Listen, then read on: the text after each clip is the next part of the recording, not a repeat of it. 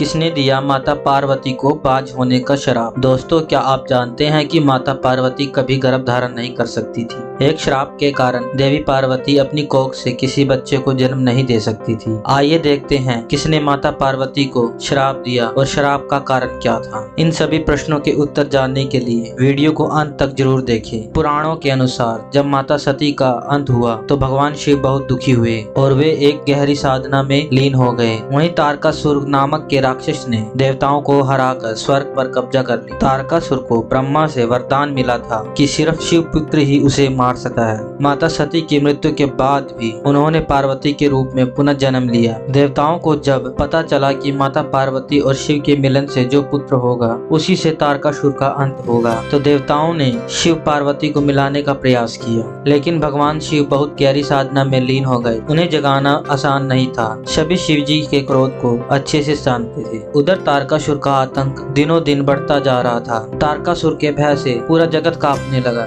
ब्रह्मा ने देवताओं को सुझाव दिया कि तुम भगवान शिव से प्रार्थना करो कि वे पार्वती से विवाह करने के लिए राजी हो जाए। एक तरफ भगवान शिव साधना में लीन थे तो दूसरी तरफ माता पार्वती भगवान शिव को पाने के लिए तपस्या में लीन थी। स्वर्ग में सभी देवता मिलकर सलाह करने लगे कि कैसे भगवान शिव और माता पार्वती का विवाह हो। यह सब सोचकर इंद्र को कामदेव की याद आई। कामदेव तुरंत वहां आ गए। इंद्रदेव ने कामदेव को अपनी सारी कहानी बताई और कहा, तुम्हें भगवान शिव के हृदय में असिक पैदा करनी है। भगवान शंकर इस समय हिमालय पर्वत पर तपस्या कर रहे हैं और पार्वती भी उन्हें पाने के लिए घोर तपस्या कर रही है। इंद्र ने कहा, हे कामदेव, कुछ ऐसा उपाय करो कि भगवान शिव साधना से जाग जाए और उनके हृदय में पार्वती का निवास हो जाए। इंद्रदेव को कार्य करने का आश्वासन देकर कामदेव अपनी पत्नी रति और वसंत को अपने साथ लेकर हिमालय पर्वत पर चले गए, जहाँ शिव जी तपस्या कर रहे थे। कामदेव ने शिव जी पर अपने बाण चलाए। उनका ध्यान तपस्या से हटने लगा। महायोगी शिव हैरान हुए कि मेरी तपस्या में यह विघ्न कैसे आ रहा है। महादेव की दृष्टि चारों दिशाओं पे पड़ी। उन्होंने सामने छिपे कामदेव को देखा।